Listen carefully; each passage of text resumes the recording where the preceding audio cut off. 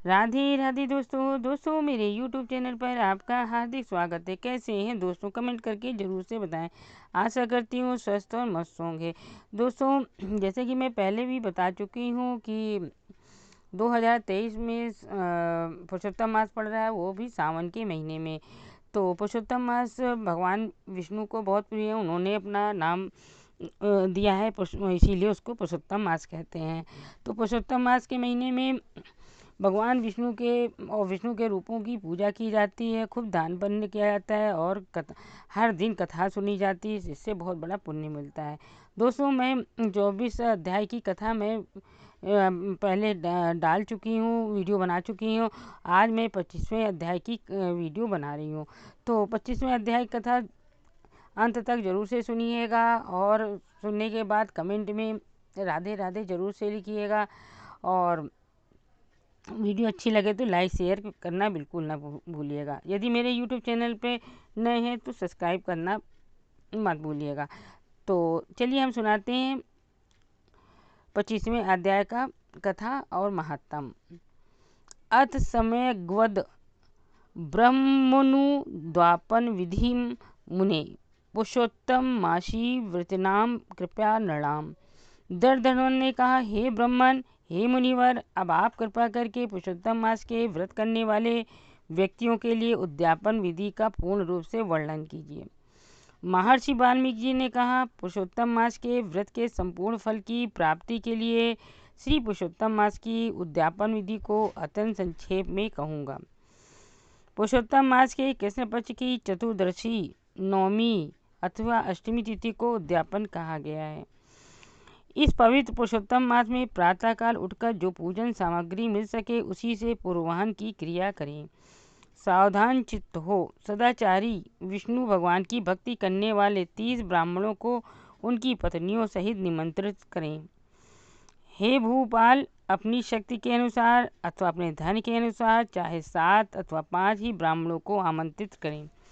दोपहर के समय एक द्रोण लगभग 16 किलो अथवा 8 किलो अथवा अपनी भक्ति के अनुसार 4 किलो पंचधान्य से उत्तम सर्वतोभद्र बनावें। सर्वतोभद्र मंडल के ऊपर सोने और चांदी अथवा तांबे अथवा मिट्टी के जिसमें छेद सुराख न हो ऐसे शुद्ध 4 कलशों का स्थापन करें।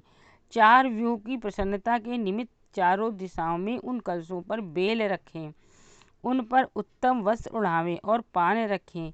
चारों कलशों पर क्रम से वासुदेव, संकर्षण, प्रद्युम्न और अनिरुद्ध देवता को स्थापित करें। जो पुरुषोत्तम मास के आरंभ में कलश पर श्री राधा के साथ देवादिदेव पुरुषोत्तम भगवान को स्थापित किया है, वहां से उन्हें लाकर मंडल के ऊपर बीचों बीच स्थापित करें।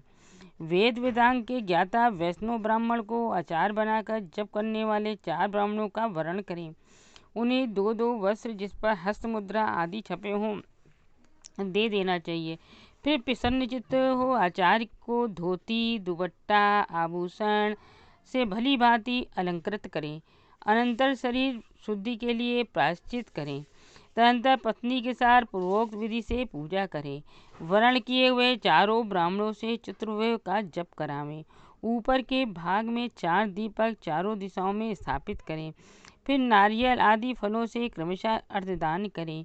घुटनों के बल धरती पर बैठकर दोनों हाथों से में पंचरत्न और उस समय मिलने वाले अच्छे अच्छे फलों को लेकर श्रद्धा भक्ति पूर्वक अपनी पत्नी के साथ मुदित मन से हर्षित चित्त हो श्री हरि भगवान का स्मरण करते हुए अर्धदान करते हुए कहें, हे देव, हे देव, हे पुराण पुरुषोत्तम, आपको नमस्कार है। हे हरि, राधिका के साथ मुझसे दिए गए इस अर्ध को ग्रहण करें।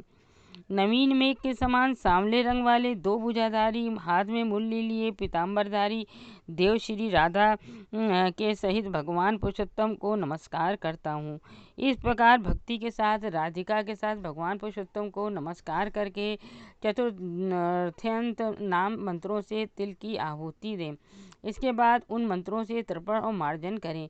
फिर राधिका के सहित पुरुषोत्तम देव की आरती करते हुए कहें, नील कमल के समान कांतिशाली राधिका रमण करोड़ों कामदेव के सौंदर्य को धारण करने वाले देवेश्वर की प्रीति पूर्वक आरती करता हूँ। फिर इस प्रकार ध्यान करके असंख्य रत्नों से निर्मित सिंहासन पर विराजमान अंतर ज्योति स्वरूप वंशी की ध्वनि से अत्यंत मोहित हुई व्रज वनिताओं से घिरे रहने के कारण वृंदावन में अत्यंत शोभायमान रत्न जटित किरीट और कुंडल धारण करने वाले राधिका और कौस्तुभ मणि से दीप्तिमान वक्ष स्थल वाले और नवीन पीताम्बरधारी भगवान पुरुषोत्तम का ध्यान करता हूँ। इस प्रकार उनका ध्यान करें। पश्चात राधिका के सहित भगवान पुरुषोत्तम को पुष्पांजलि देकर अपनी पत्नी सहित साष्टांग नमस्कार करें। नवीन मेघ के समान सांवले रंग वाले पीताम्बरधारी अच्युत श्री वत्स चिन्ह से शोभित वक्ष स्थल वाले श्री राधिका के सहित हरि भगवान को नमस्कार करता हूँ। फिर ब्रह्मा को सुवर्ण के साथ पूर्ण मात्र प्रदान करें। फिर मुदित मन से आचार्य को विपुल दक्षिणा देवें। सपत्नीक आचार्य को श्रद्धा भक्ति के साथ वस्त्र और आभूषणों से संतुष्ट करें।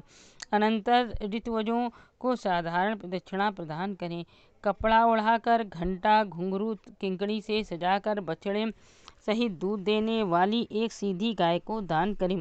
गाय की पीठ पर तांबा मढ़ाकर, सींग में सोना मढ़ाकर, खुरों में चांदी मढ़वाकर देवें। घी के लिए बाल्टी देवें, तिल के लिए बर्तन देवें। पार्वती परमेश्वर की प्रीति के निमित्त युगल द्विज दंपति के पहनने के लिए धोती, दुपट्टा, साड़ी आदि का दान करें।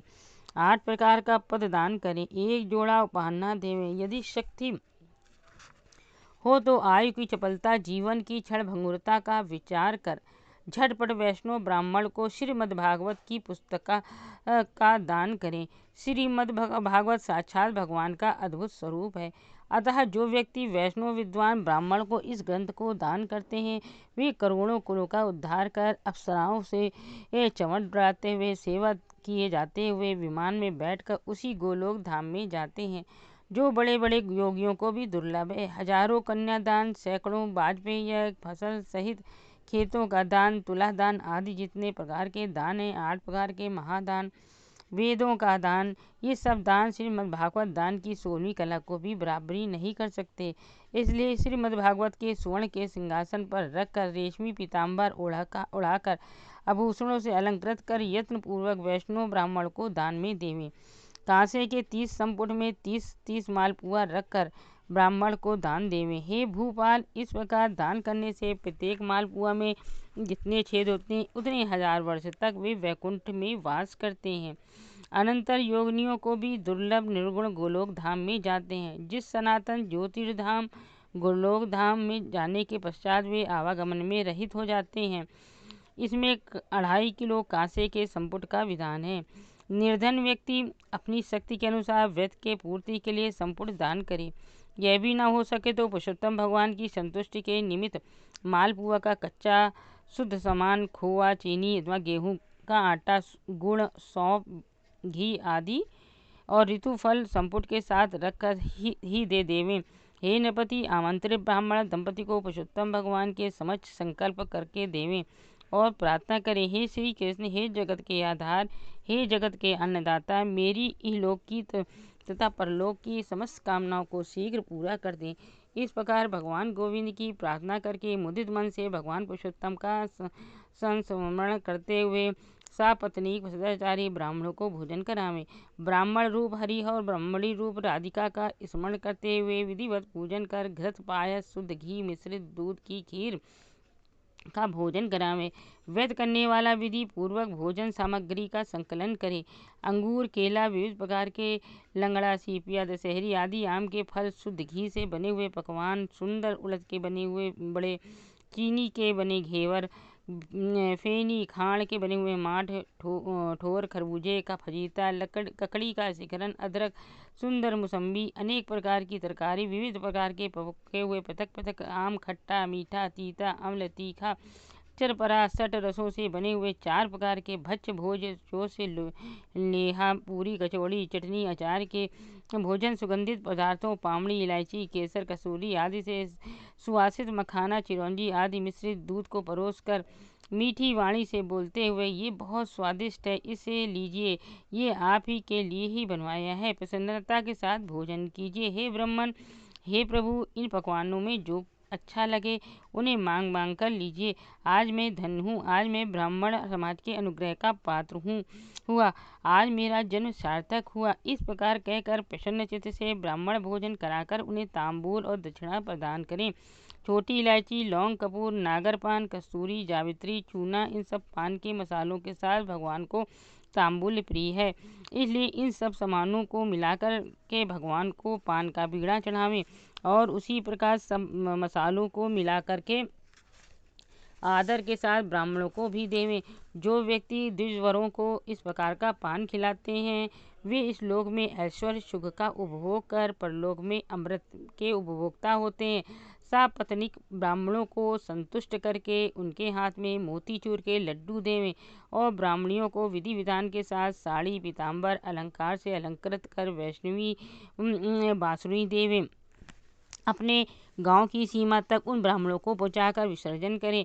मंत्रहीन, क्रियाहीन, भक्तिहीन जनार्दन यद पूजितम मया देव परिपूर्णम तदुस्ते में, इस मंत्र से भगवान पुरुषोत्तम का क्षमापन समर्पण करें। यस्य मृत्या चा नामोक्त्या तपो यज्ञ क्रियादिषु न्यून्यम संपूर्णताम याति सद्यो वंदे तमच्युतम, इस मंत्र से भगवान को नमस्कार करें। जो कुछ कमी रह गई हो वह भगवान अच्युत की कृपा से पूर्ण फलदायक हो, ऐसा कहकर सुखपूर्वक विश्राम करें। अन्न का यथा भाग विभाग कर भूतों को प्रदान करें। अनंतर मिथ्यावाद से रहित हो अपने कुटुंबियों, परिवारों, जनों के साथ भोजन करें। अमावस्या का दिन आने पर रात्रि में जागरण करें। राधिका और पुष्पों भगवान की सुवर्ण प्रतिमा को पूजन करें। पूजा के अंत में सपत्नीक व्रती मुदित मन से नमस्कार कर राधिका के साथ पुरुषोत्तम भगवान का विसर्जन करें। अनंतर आचार्य की मूर्ति के रहित सहित उस पर चढ़ाया हुआ सामान दे देवें। अपनी रुचि के अनुकूल यथा योग अन्नदान करें। जिस उपाय से ही हो सके इस व्रत को करें और परम भक्ति के साथ अपने वित्त के अनुसार दान करें। नारी हो अथवा पुरुष हो, जो भी इस व्रत को आचरण करेंगे वे जन्म जन्मांतर के में दुख, दुर्भाग्य, दरिद्रता के भागी नहीं होंगे। जो व्यक्ति इस व्रत को करते हैं वे संसार में अपने नाना प्रकार के मनोरथों को पूर्ण करके विमान पर बैठकर उत्तम वैकुंठ लोक में जाते हैं। इदम जो विधि मौलम्य चक्र रीति श्री कृष्ण प्रियतम समादरेण गोलाकम व्रजति विद्य पाप राशिम चात्यत्यम सुख मनुभूय पूर्व पुंभिः। श्री नारायण बोले कि जो इस प्रकार श्री कृष्ण भगवान के अत्यंत प्रिय पुरुषोत्तम मास के व्रत को आदर पूर्वक विधि विधान के साथ करते हैं वे ही लोक के समस्त सुखों का उपभोग कर अपने पाप समूह को विनाश कर अपने पूर्वजों के साथ गोलोक में चले जाते हैं।